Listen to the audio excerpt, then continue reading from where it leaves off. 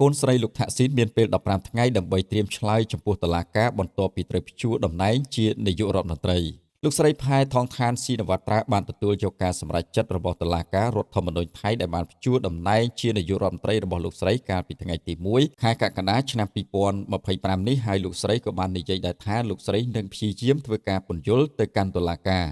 សារព័ត៌មានថៃបានរាយការណ៍ថាតុលាការបានផ្ដល់ពេល15ថ្ងៃសម្រាប់លោកស្រីដើម្បីត្រៀមខ្លួនចូលបំភ្លឺតុលាការការពារខ្លួនក្នុងរឿងក្តីតាក់ទិនទៅនឹងការបែកធ្លាយឃ្លីបសំឡេងសន្ទនារវាងលោកស្រីនិងសម្ដេចតេជោហ៊ុនសែនប្រធានព្រឹទ្ធសភានៃប្រទេសកម្ពុជាតុលាការធម្មនុញ្ញថៃសម្រេចព្យួរតំណែងនាយករដ្ឋមន្ត្រីដែលជាកូនស្រីរបស់លោកថាក់ស៊ីនកាលពីថ្ងៃទី1ខែកក្កដាឆ្នាំ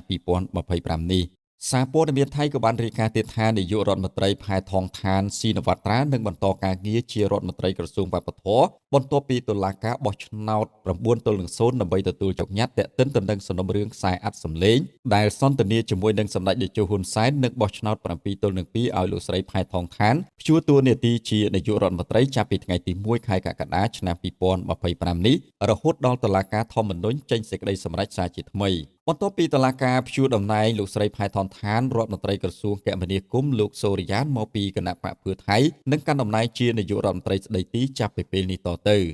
ហើយនេះគឺជារបបនយោបាយថ្មីមួយនៅក្នុងប្រទេសថៃដែលកំពុងតែមានភាពតានតឹងផ្នែកនយោបាយផ្ទៃក្នុងនិងភាពតានតឹងផងដែរជាមួយនឹងប្រទេសកម្ពុជានាពេលបច្ចុប្បន្ននេះ